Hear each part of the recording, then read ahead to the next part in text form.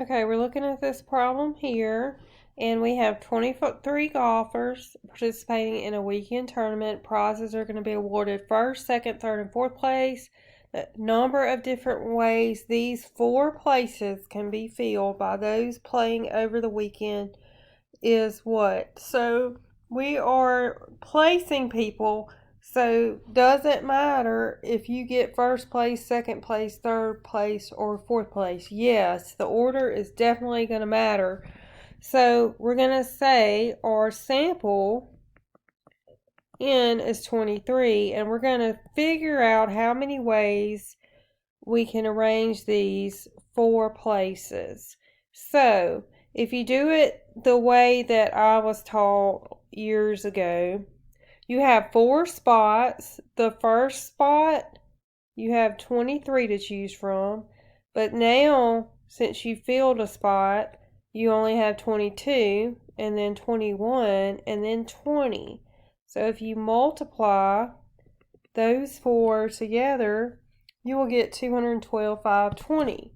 Now, if you use the formula, you're going to do 23 factorial over 23 minus 4 factorial, which leaves you with 19 factorial on the bottom. So we're going to make our 23 go down until we can cancel out the denominator. So either way, when you multiply it out, you're going to get 212,520. On the last one, Allison is the chair of a business department, and we have 9 full-time faculty, and she needs to schedule a meeting with each faculty to review their performance. So we are trying to, we know N is 9, but also we're going to schedule all 9. And since we're scheduling, this is an appointment, so order will matter. So if we were doing it the way I was taught, you would have 9 spots. And you have 9 to choose from, then 8, then 7, then 6, then 5, then 4, then 3, and then finally the last one would be 1. And if you multiply those together, you would get 362,880. Using the formula, you would do 9 factorial divided by 9 minus 9 factorial. And in the review session that didn't record, I discussed that if you do 0 factorial, you're going to get 1. So basically you have 9 factorial over 1, which is 9 times 8 times 7 times 6 times 5 times 4 times 3 times 2 times 1, just like the old school way. But either way, you're still going to get 362,880. Okay, in question 16, these are combinations. We use combinations when order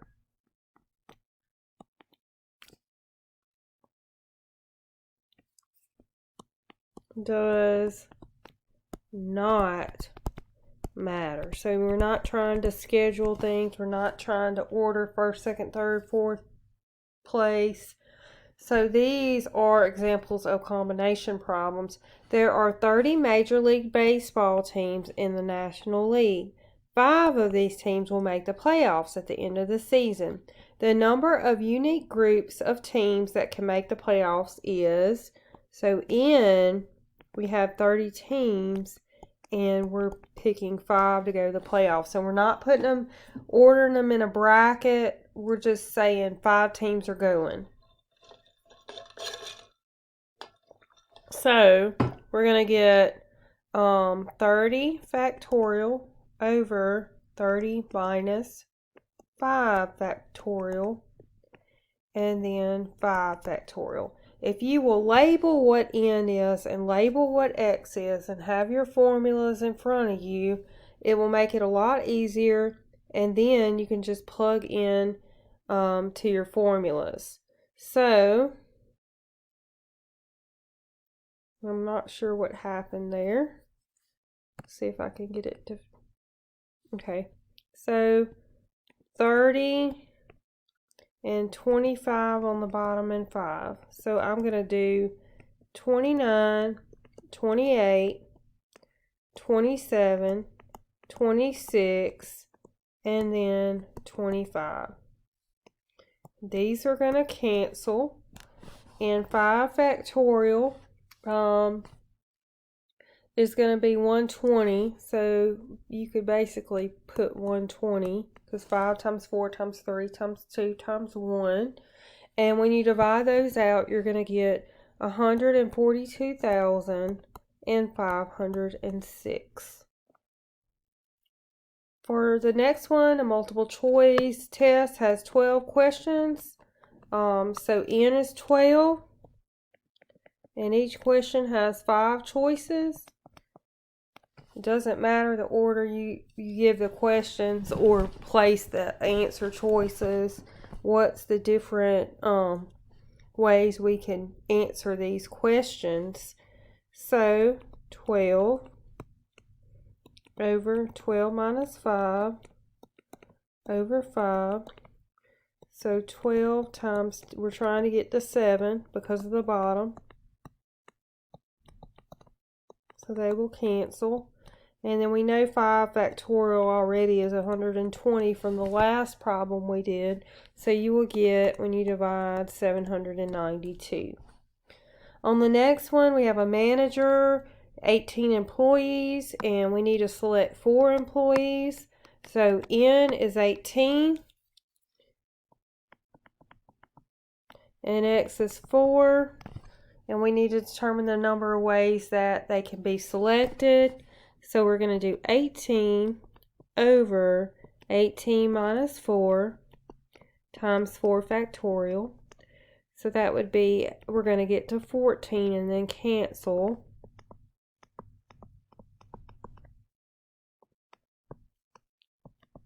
And those will cancel.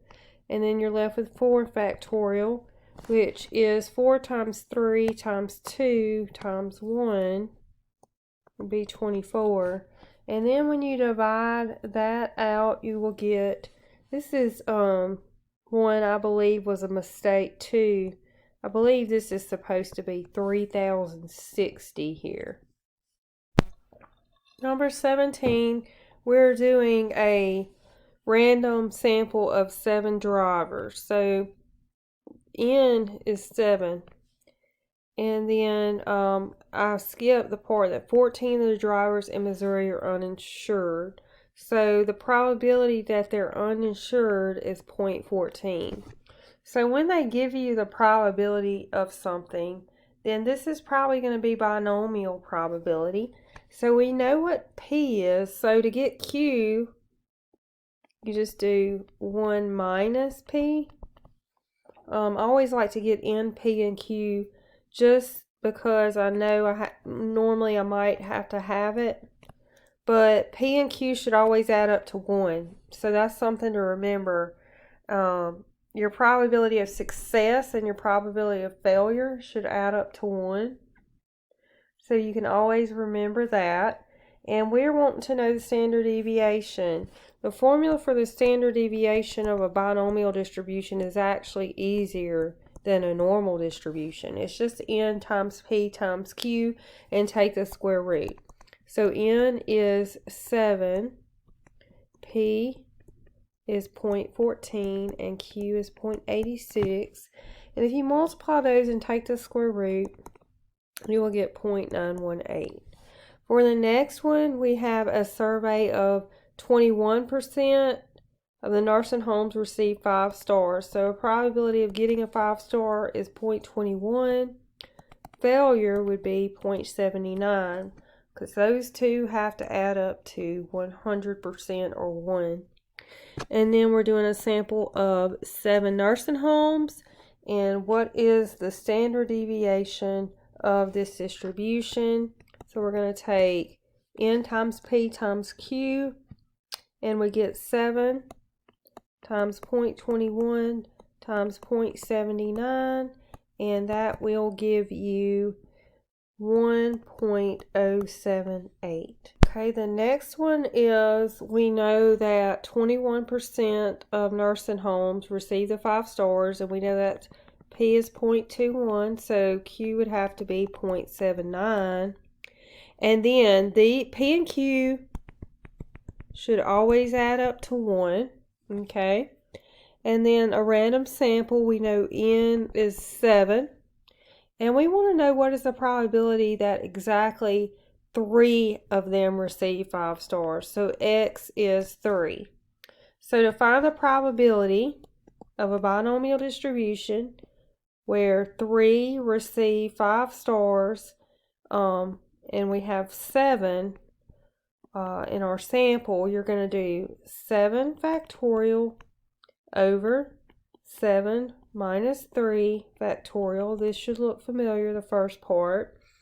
And then 3 factorial. And then P is 0.79 and Q is 0.21.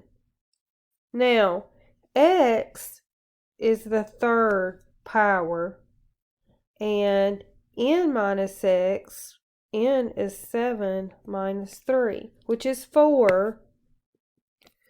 So we said P plus Q should equal 1, and then these two numbers, these exponents, should add up to your sample size. So that should always equal, if you have 3 over here, you have to have 4 over here if your sample size is 7. You don't have to know that, but it may help you to understand what's going on here, to help you plug it in. So we're going to do 7 times 6 times 5 times 4 factorial over 4 factorial, and then 3 times 2 times 1.